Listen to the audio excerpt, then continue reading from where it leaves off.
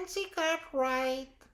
Bien, la voz de Bart Simpson. No, la filósofa de la ciencia. Oh. Pero no cualquier filósofa de la ciencia, sino que es la autora de un libro de 1983 titulado ni más ni menos Cómo mienten las leyes de la física, y de otro llamado El mundo moteado, un estudio de los límites de la ciencia.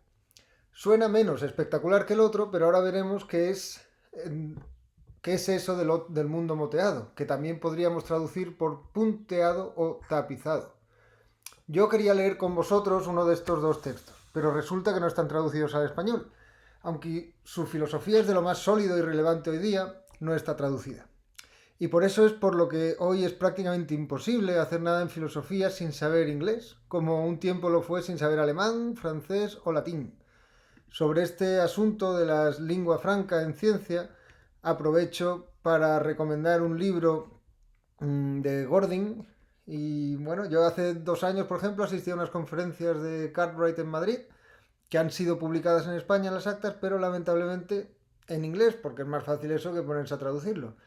Y en fin, que os aconsejo que le metáis un poco de caña al inglés de lectura, al menos.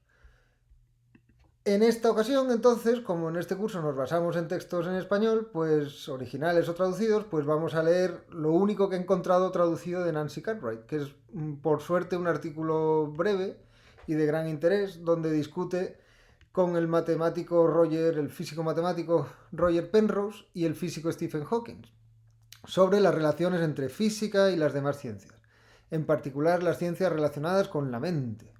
Como siempre, el texto está disponible en internet, pero no hace falta haberlo leído para seguir la clase. Antes de entrar en este textito, pues voy a presentar brevemente a la autora mediante estos dos libros que he dicho. En el primero, Cómo mienten las leyes de la física, Cartwright distingue dos tipos de leyes: las fenomenológicas, que describen objetos y su comportamiento en contextos concretos, y las teóricas o fundamentales, que tratan de capturar este de aquí. ¿Cómo mienten las leyes de la física? Que tratan de... Las leyes fenomenológicas son las que describen objetos, y las leyes teóricas o fundamentales pues ofrecen modelos de cómo funciona la realidad subyacente a esos objetos concretos. Las primeras, dice Cartwright, pueden ser verdaderas, las fenomenológicas, pero las segundas solo lo son si después se les van añadiendo cláusulas hasta que satisfagan todas las imposiciones que se pone a los objetos de las leyes fenomenológicas. Es decir, por poner un ejemplo de ella misma, las leyes de la mecánica cuántica no se aplican a los objetos macroscópicos, donde siguen siendo más fiables las de la mecánica clásica. Y para que se apliquen, si uno dice, no, es que las cuánticas son las fundamentales, ¿vale? Sí, pero para que se apliquen hay que ir poniendo condiciones, añadiendo información, de modo que al final pues ya no son las leyes fundamentales de las que se quería partir. O pon las dos primeras leyes de la termodinámica, por ejemplo. Hemos visto varias veces asociadas a lo largo de la clase con los motores como los contextos concretos de su origen.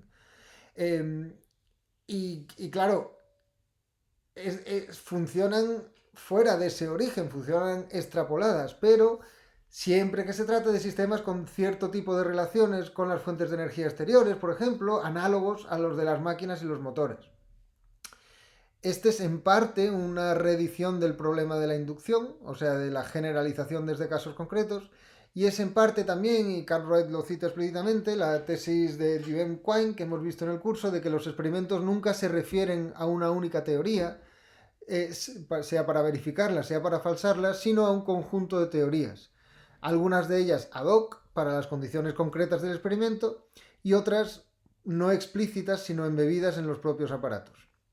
La distinción entre leyes fenoménicas y leyes fundamentales ha sido muchas veces defendida por los físicos mismos y también por filósofos e historiadores de la ciencia, como es el caso de este Suman Seth, que fue profesor mío y le tengo mucho aprecio, y él distinguía en la física de principios del siglo XX entre la física de principios de los físicos más famosos, Planck, Einstein, y la física de problemas, o sí, él llamaba la física de problemas, pues mientras de los principios están enfrascados, creían ellos, en desvelar la estructura última de la realidad, otros como Sommerfeld, por ejemplo, pues están dedicados a dilucidar problemas concretos.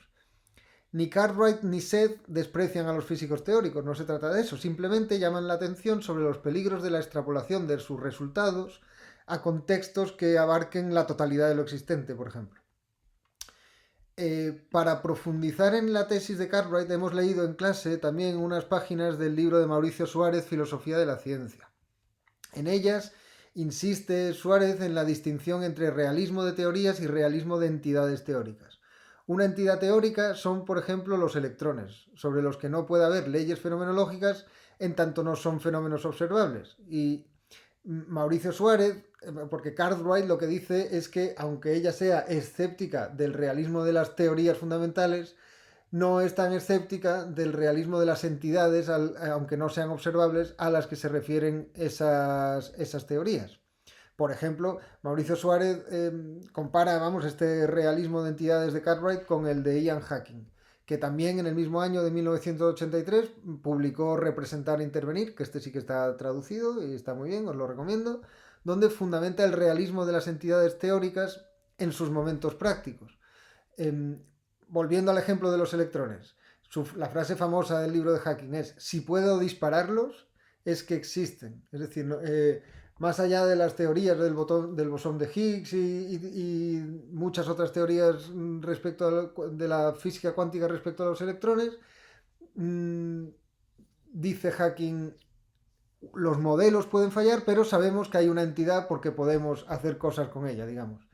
De ahí el título del libro de Hacking, Representar e Intervenir. La representación en ciencia es importante, pero no es necesariamente lo único o lo primordial, es incluso a veces diferente a otra actividad que es la intervención práctica. Diferente me refiero a separada, disociada. Hacking y Cartwright, aunque son en parte herederos del Círculo de Viena, pues forman parte del núcleo duro de la llamada Escuela de Stanford, que se separa del giro lingüístico del positivismo lógico del Círculo de Viena para centrarse en las prácticas y en el papel de la materia tangible, tanto de aparatos como de objetos, y pues eso, cuál es su lugar en las ciencias. Volvamos entonces al argumento de Cartwright acerca de los peligros de la extrapolación. Ha dedicado muchos años a extender este argumento a otras ciencias, no solo a la física, sino por ejemplo a la llamada política basada en la evidencia o medicina basada en la evidencia, que más bien deberían llamarse basadas en los hechos o en las pruebas, porque evidencia, como sabéis, en español significa algo que no necesita, una verdad analítica, por ejemplo, que no necesita ningún apoyo para ser aceptado. Sin embargo, aquí evidence-based policy o evidence-based medicine lo que se refiere es a políticas que están basadas precisamente en lo contrario, que sí que necesitan pruebas y datos para poder construirse sólidamente. Pues bien, estos son intentos de guiar la práctica política o la práctica clínica a partir de estudios experimentales, pero, dice Cartwright, estos estudios están siempre hechos en unas condiciones determinadas. Y muchas veces ocurre que al extrapolarlos a contextos distintos, sobre todo cuando se trata de seres humanos con condicionantes culturales y demográficos muy distintos entre sí, pues no solo no funcionan, sino que llevan a graves errores, a políticas que son contraproducentes. Este problema de la extrapolación se da, por ejemplo, en los estudios epidemiológicos. Se ha visto ahora con el COVID-19, por ejemplo, que en las predicciones de contagio hechas por modelos que tomaban sus datos de contextos particulares, no ya en los casos de que los datos fueran falsos, sino que los tomaban de contextos particulares y luego trasladaban a otros contextos en los que las condiciones no eran las mismas, pues esto puede llevar a predicciones o proyecciones erróneas y por tanto a políticas equivocadas. Pues se ha visto en discusiones sobre si lo mejor es hacer test masivos o no, si lo mejor es ir al hospital o no. Por eso decíamos en la clase anterior sobre filosofía de la epidemiología, que enlazo aquí, que aunque las ciencias epidemiológicas o las técnicas epidemiológicas, si queréis, han de ser clave en diseñar políticas ante una crisis como la actual, al final pues los problemas son bioéticos y biopolíticos y exigen soluciones políticas. Esta tesis de Cartwright de que los resultados científicos ocurren o se dan en contextos concretos y que la extrapolación puede ser peliaguda, Pues la tesis, al menos de los textos concretos, está en Bueno. No insistí mucho en Gustavo Bueno, no insistí mucho en la semana pasada en la clase, pero estaba implícita, es simplemente que las tecnologías, las ideas, las ideologías históricas son clave para entender la cristalización de las relaciones científicas. Bueno habla de contextos determinantes, y estos contextos son muy parecidos a lo que Cartwright llama las máquinas nomológicas, que son contextos concretos, muchas veces a través de tecnológicos, vamos, en los que las leyes de la física sí que son verdaderas. Las máquinas nomológicas significa pues productoras de leyes, ¿no? Claro, para Gustavo Bueno, las relaciones objetivas dadas en los contextos determinantes eliminan la génesis operatoria, o más bien pueden llegar a eliminarla, como alguien apuntó en sus comentarios al vídeo de esa clase. Aquí nos enfrentamos con un problema que hemos ido viendo a lo largo de este curso y que yo creo que es central a la filosofía de la ciencia, y es cómo ciertas verdades que dependen para su aparición de contextos históricamente contingentes, por ejemplo la aparición de ciertos aparatos, los motores, la termodinámica, etcétera, pues sin embargo pueden referirse a realidades universales más allá de esos contextos de aparición. Un punto de acuerdo clave entre la filosofía de la ciencia de Cartwright y la de Bueno es el pluralismo científico. Y este es el tema del segundo libro que os prometí. Este libro, como he dicho, es de 1999 y partiendo de la tesis del ámbito reducido de funcionamiento de las leyes físicas, ahora añade análisis de las leyes económicas y lo aúna en un argumento general de que el mundo y las leyes científicas que lo describen se parece más a un tapiz lleno de remedos e inacabado que a un todo ordenado armónicamente. Esta metáfora del tapiz a parches es muy interesante porque Cartwright la opone a la metáfora contraria, la confianza en una ciencia unificada que considera, y creo que no sin razón, heredera de una ontología, de una ontoteología donde la mente del hombre aspira a asemejarse a la omnisciencia divina. La esperanza monista de un mundo unificado descansa al final en la esperanza en un Dios que pone orden. Y su crítica no es desde el ateísmo, sino que cita al poeta y sacerdote jesuita Gerard Manley Hopkins en estos versos donde celebra la variedad de las formas del Creador, comparándolas, por ejemplo, con las vacas manchadas y con los paisajes agrícolas que aparecen parcheados. Y de este poema es de donde saca ella el título del libro, el mundo moteado. El ideal de la ciencia unificada y del mundo organizado en torno a leyes fundamentales y universales, dice Cartwright, no es el único ideal estético o religioso. Y además puede ser peligroso este ideal en tanto ciega a los científicos y les lleva a intentos de reducción mutua que pueden resultar monstruosos. Pueden resultar a veces productivos también, pero pueden resultar monstruosos. Y esto lo ilustra mediante unos dibujos que atribuye a Rachel Hacking, que es hija de Ian Hacking, con el que estuvo casado un tiempo, del que hemos hablado antes. Y el primer dibujo, pues el científico sale de un mundo caótico en búsqueda de verdades firmes y fundamentales. En el segundo representa ese mundo simétrico y organizado que está buscando el científico, un mundo ideal. El tercero es la realidad caótica en la que de hecho vive el científico mientras imagina estar viendo un mundo ideal. ¿Y qué pasa? Pues que al intentar imponer su ideal científico al material de partida, produce un monstruo a veces inservible. Y entonces en la última imagen de esta serie, pues lo que se puede es más o menos lo que se puede conseguir si en vez de perseguir lo imposible, las ciencias se ajustan, bueno, que de hecho lo hacen, a las realidades de un mundo heterogéneo, pero los científicos aceptan esa situación y sacan, digamos, lo mejor de ella. No son dibujos maravillosos y no sé si la metáfora esta de la cocina funciona muy bien, pero todo queda en casa y la idea pues queda lo suficientemente clara como para permitirnos ya pasar al texto que nos ocupa hoy. Como dije, pues se trata de un libro en el que el físico matemático Penrose lleva la voz cantante. Penrose era en los 90 y este libro es del 96, pues era una verdadera estrella mediática, era un físico teórico dedicado a la cosmología y que no tenía reparos en hablar de filosofía de la mente. En 1991 publicó un bestseller que se llamaba La nueva mente del emperador, donde defendía la posibilidad de explicar los estados mentales usando física cuántica, añadiendo funciones de onda a los resultados de las ciencias computacionales y sobre todo de las ciencias neurofisiológicas. En el 96 publicó Las sombras de la mente, insistiendo en esta idea, y este librito que tenemos aquí, que es del mismo año, pues presenta un resumen de esa idea y la discute con otro físico, que es ni más ni menos que Richard Hawking, que también se declara reduccionista, aunque en manera distinta a la de Penrose, y con dos filósofos, una de ellas Cartwright.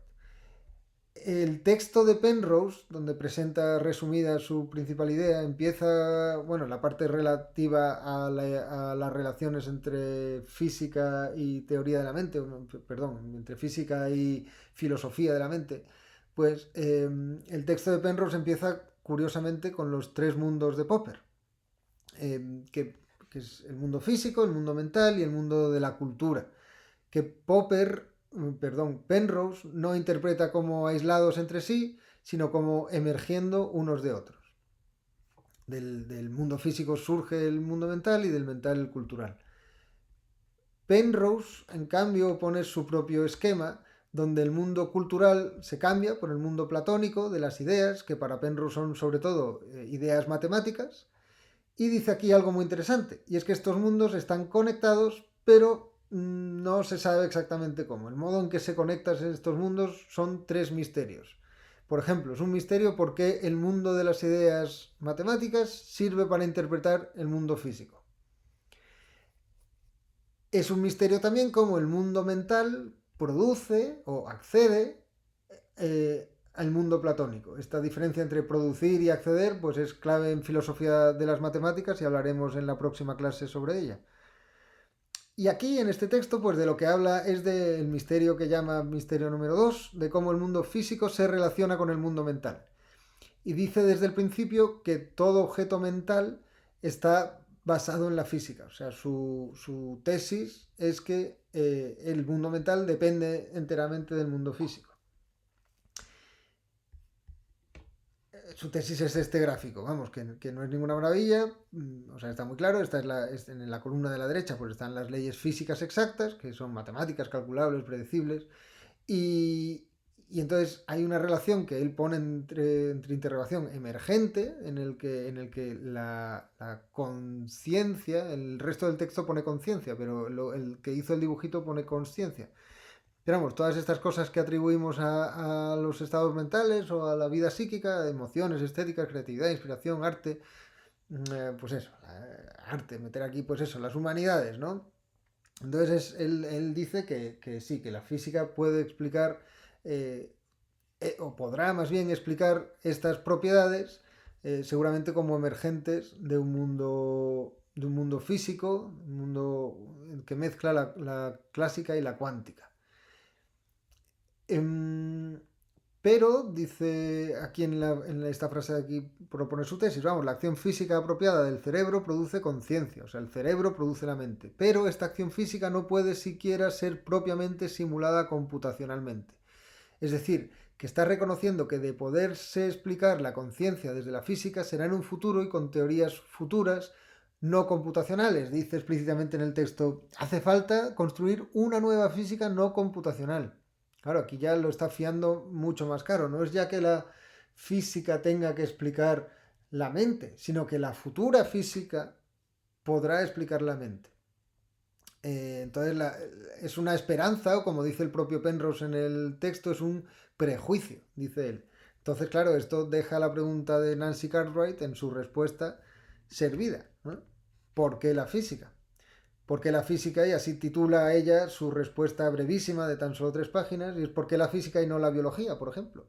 Que parece de hecho un candidato más cercano a reducir a la conciencia ya puestos. Cartwright dice que habría 3 tipos de argumentos para defender por qué la física. El primero sería bastante contundente, y es que si se tratara de un programa prometedor y detallado de reducción, pues habría al menos que intentarlo, y luego ya se vería. El problema, dice Nancy Cartwright, es que no es un programa detallado, además lo dice con bastante dureza. Dice, una cosa que está clara es que la propuesta de Penrose, y resume la propuesta, postular primero coherencia cuántica macroscópica entre los microtúbulos del citoesqueleto y luego buscar las características no computacionales especiales de la conciencia en un nuevo tipo de interacción cuántico-clásica, no es un programa detallado. Vamos, requiere revisar toda la física en una nueva síntesis cuántico-clásica. Sus promesas no residen ciertamente en el hecho de que sea un próximo paso natural en una agenda de investigación progresiva y bien verificada. El segundo argumento, o tipo de argumento que podría esgrimirse en favor de por qué la física, dice Cartwright, es que el electromagnetismo, por ejemplo, pues ya explica, de hecho, partes del comportamiento del cerebro. Y dice Cartwright, sí, vale, pero hay un salto inferencial enorme de pensar que explica algunas partes a dar por supuesto que lo explicará todo en el futuro. Y cita a Penrose en este y en otros textos que dice algo así como, bueno, lo que no explique la física o el electromagnetismo lo va a explicar la química, que al fin y al cabo, pues es física atómica. Y la objeción de Cartwright aquí es muy buena. Dice, la química entra en juego en defensa de la física para responder a mis preocupaciones, provocadas por el gigantesco salto inferencial desde la física cuenta parte de la historia a la física cuenta toda la historia. Pero ahora este mismo salto inferencial ha reaparecido una vez más en un nivel inferior. Ciertamente no tenemos nada semejante a una reducción real de las partes relevantes de la química física a la física, ya sea cuántica o clásica. La mecánica cuántica es importante para explicar aspectos de los fenómenos químicos, pero los conceptos cuánticos son utilizados siempre junto con conceptos sui generis, es decir, no reducidos de otros campos. Esto es maravilloso, va en la línea de los dos libros que hemos comentado antes de Cartwright. Las ciencias no se reducen unas a otras y cuando lo hacen es porque se van llenando de supuestos que están dados ya a la escala de aquellas ciencias que pretendían reducir. ¿Vale? El tercer tipo de argumento que podría esgrimirse en favor de la física puede reducir la filosofía de la mente es el metafísico. Y este es directamente la confianza en el monismo, que hemos visto en parte basada en una ontología, en una manera, sí, es un prejuicio, una esperanza. De nuevo, la objeción de Cartwright es muy contundente. Dice, ¿por qué? ¿Por qué va a ser ese el caso? ¿Por qué va a ser el caso que la realidad tiene necesariamente que ser una y que las diferentes ciencias tienen necesariamente las diferentes ciencias que encajar de algún modo? Dice, aparentemente existe un número muy elevado de propiedades diferentes que actúan simultáneamente en el mundo. Algunas son estudiadas por una disciplina científica específica, otras lo son por otra disciplina diferente. Unas cuantas están en la intersección de ciencias distintas y la mayoría no son el objeto de estudios de ninguna ciencia. ¿Qué es lo que legitima la visión de que detrás de las apariencias todas estas propiedades son realmente las mismas? Yo creo que dos cosas. Una es una confianza excesiva en la sistematicidad de sus interacciones y la otra, una excesiva estimación de lo que la física ha conseguido. Para terminar su respuesta, pues Cartwright aclara que aunque muchas veces el pluralismo va de la mano del construccionismo social relativista, y ya se está viendo aquí, bueno, que al limitar las diferentes ciencias, pues parece que da cabida a la religión, por ejemplo, o a muchas otras cosas, dice Cartwright, sí, yo lo que estoy diciendo efectivamente es que las ciencias son limitadas, no son omnipotentes, no van a reproducir el ideal de la omnisciencia y la omnipotencia divina. Pero lo hago desde el realismo. Es decir, que en el caso de Cartwright, el pluralismo va de la mano, y en el caso de Cartwright y de otros, por supuesto, va de la mano del realismo. Pero de un realismo que sospecha del expansionismo de unas ciencias sobre otras, aunque a veces este expansionismo, por supuesto, da buenos frutos.